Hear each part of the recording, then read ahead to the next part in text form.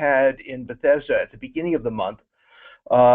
As many of you, hopefully all of you know, that meeting was called as an opportunity to give updates on what the centers have been doing, and also to learn about new strategies that are going to take effect regarding the BD2K program.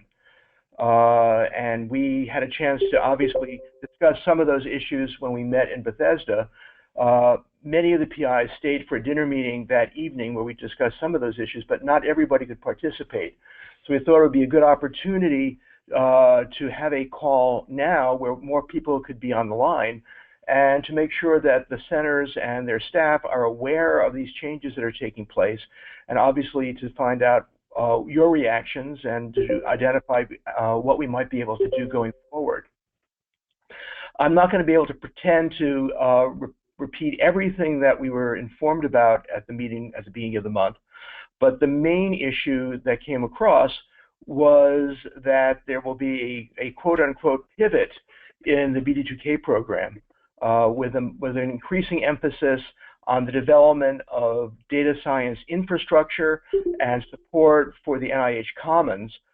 Exactly how that will be manifest is still being worked out, but the main issue for the centers will be that there is no plan at this point to continue the centers after the current grants expire, at least in the current form, and that essentially things are on hold until the new strategies are worked out.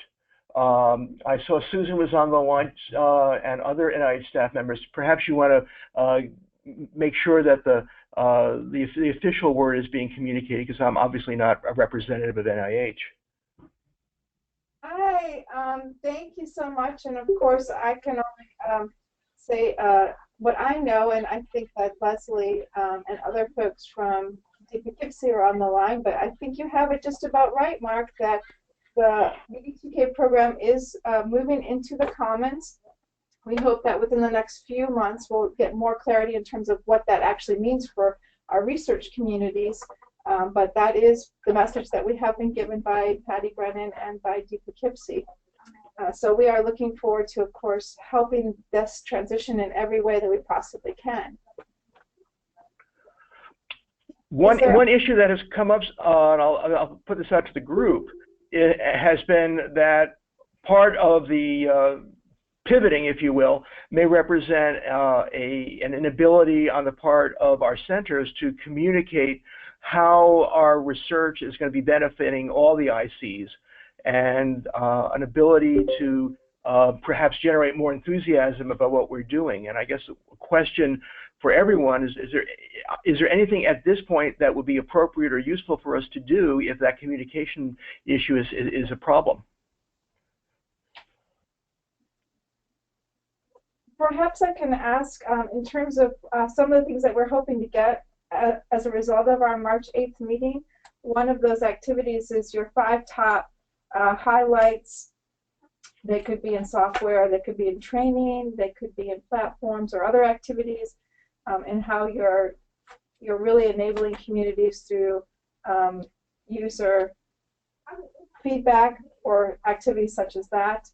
That's something that we really hope to get from this meeting, and I'm wondering if we're making progress in that area. Well, that was our second agenda item, and I think it's probably worthwhile reviewing what it is that the CCC is expecting from all of us, because I imagine that you probably have not received everything at this point. Oh no, and maybe Pepe or Alex, are you there? I'm here. Pepe, do you want to talk about this, or shall I? Pepe just stepped out for another meeting, so if you'd like to go ahead. Okay, so I will.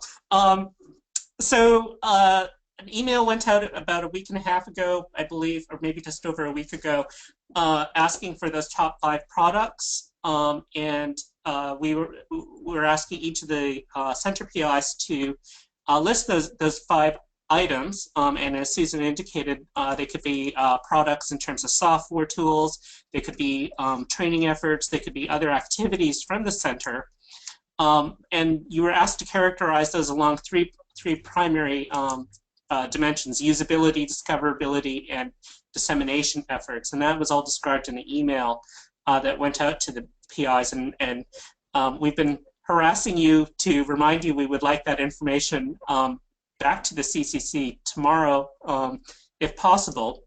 Now, some of the PIs have actually asked for an extension, given that they also have the progress reports due.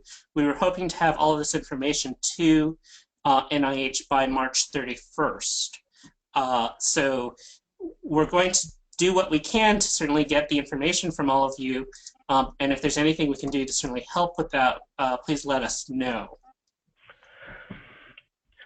Alex, as one of the PIs who has not actually finished the report yet, are you going to try to put these into a standard format, or is basically the formatting and the layout left to us? We were going to try and standardize it for the NIH, and if it would be helpful, we can give you a template and send that out to all of the PIs. We didn't want to force anything, and so we just sort of left it open-ended as to how you should respond to us, and we would take it from there.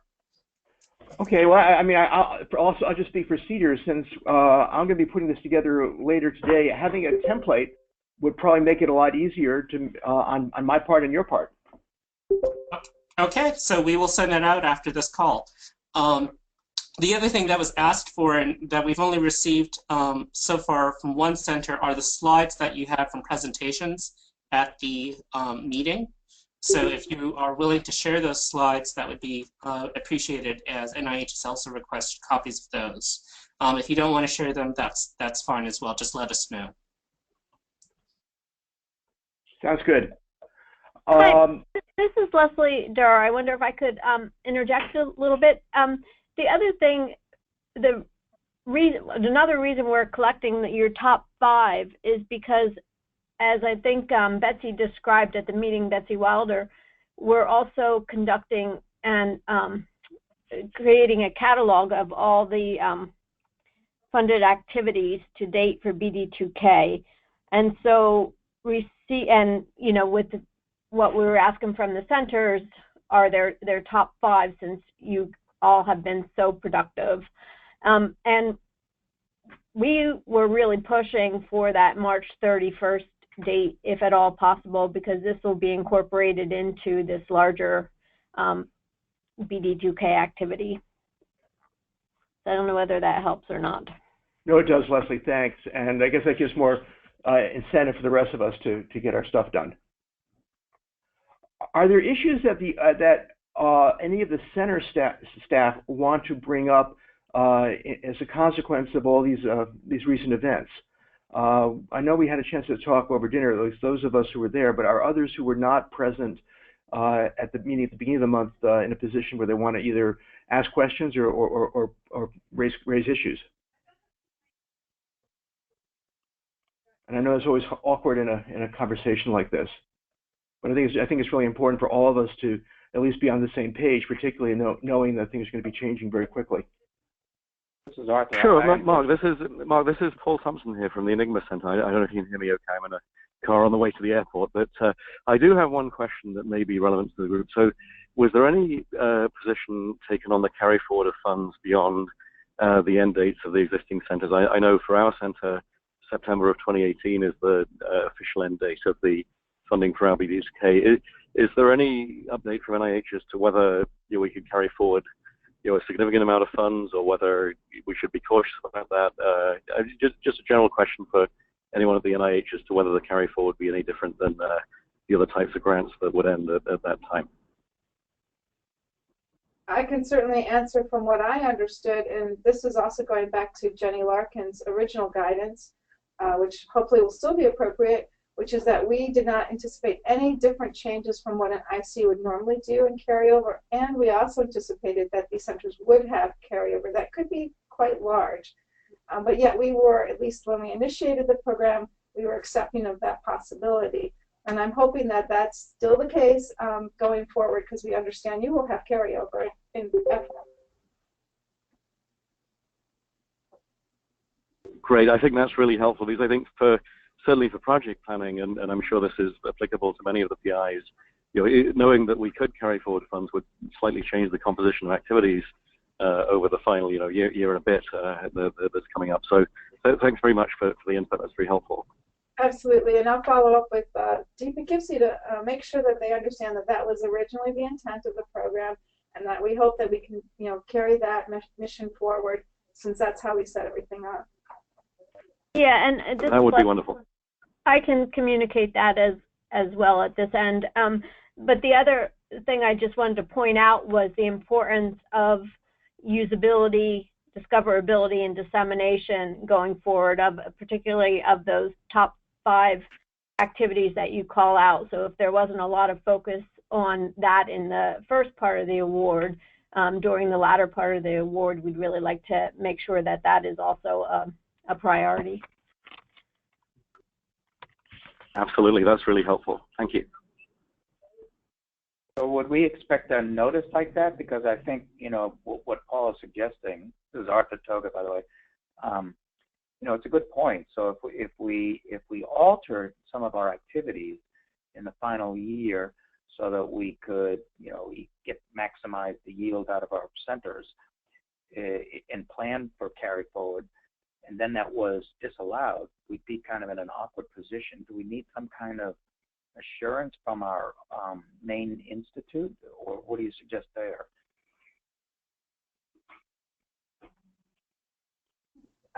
I'll have to follow up with Deep Poughkeepsie, because as I understand it, we won't need any assurance or alteration of, for example, the NOGA, but that is something that I'm going to have to follow up with Deep Poughkeepsie to make sure that's still the case.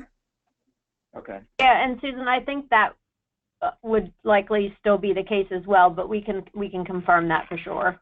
Yeah, we really should do that before we get into the September time. Yep, that'd be great. Thank you.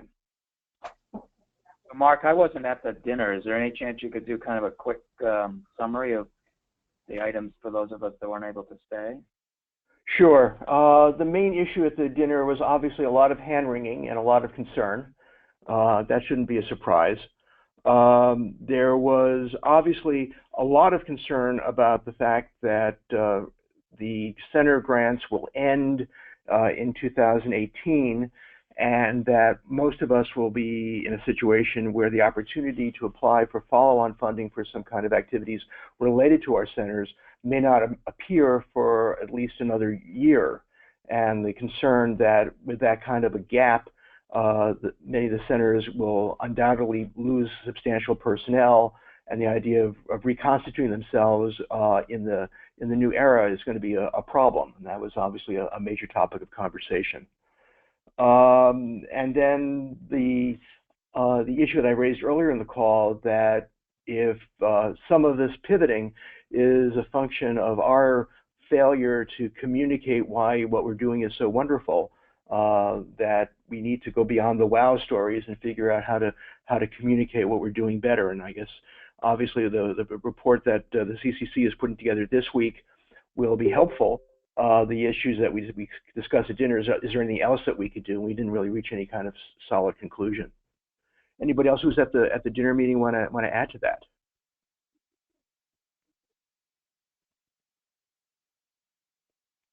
This is George. Oh, go ahead.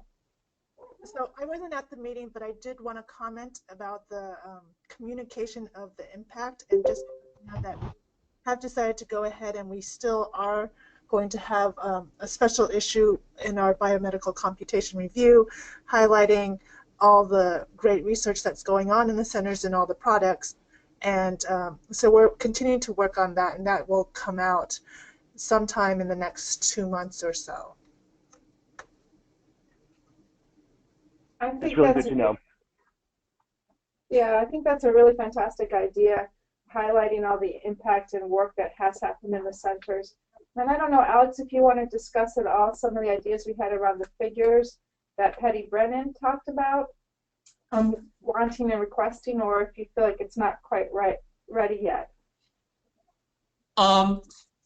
Sure. So we've also been asked to sort of provide data visualizations, if you will, for that sort of bring together all of the different center activities, and sort of highlighting what the products are, what the training efforts were, and the such. So the working paradigm for that was suggested by Dr. Brennan was a sort of a metro map. If you think about how the metro maps are in Washington, D.C., for instance, or your other favorite city, except Los Angeles, the metro maps are pretty clear, and they sort of indicate how things connect and such. So we've actually started in on that. And one of the first ones we'll be doing is the products from the centers. I will circulate an initial draft of that to the PIs, hopefully this afternoon, actually, for initial feedback. We've tried to do our best in placing different products that we know about from your centers on this diagram.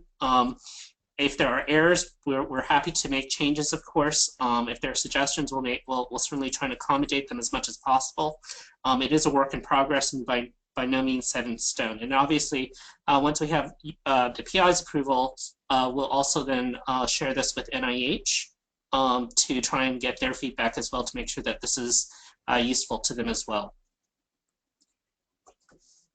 Thanks, Alex. I have to confess, given the Metro's problems this year, it's maybe the wrong metaphor to promote our centers, but we'll have to see what it looks like. Any other issues people want to raise? We obviously didn't have a formal agenda for this call, but really wanted to make this an opportunity to make sure that everybody was on the same page with respect to the changes in the BD2K program.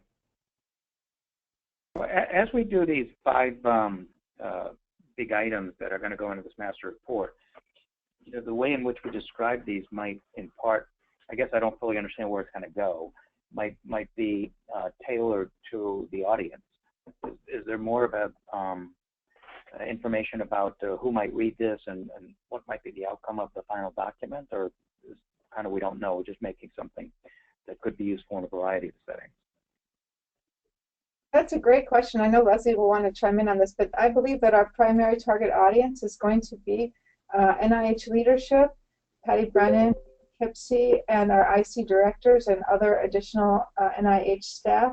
Patty, do you have more clarity on who is our target audience for these 5 big highlights that we're requesting? So if that was a question for Leslie, I think you nailed it in terms of NIH leadership, and the only other group I would add, which is leadership, is the Scientific Data Council.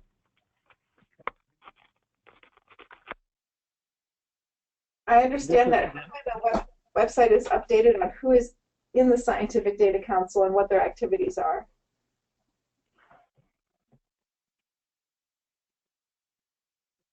So then, do you think that this would be something that they might refer to as they contemplate other RFAs or RFPs that might be derived from this effort, or not for that? I believe that they will be looking at this to figure out and assess what we have done in BD2K, where are the gaps, where are the opportunities, and what we need to do in the future. So it could definitely inform their thinking about data science as we move forward, both in terms of the commons as well as what's going to happen in NLM and the ICs in general. Okay.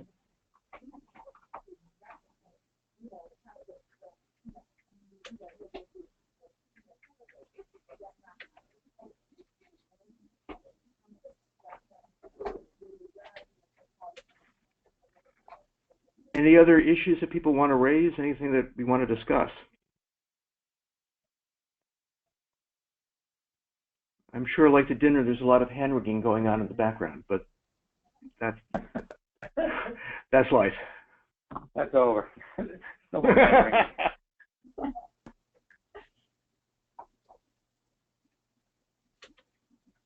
Well, this has been helpful, and Alex, just want to thank you and everyone at UCLA in the CCC who's getting this stuff together and helping us to get the message across. I think it's really important for everybody. And I also want to thank all the NIH staff who dialed in today, because that actually is really helpful for the PIs to get your feedback as well.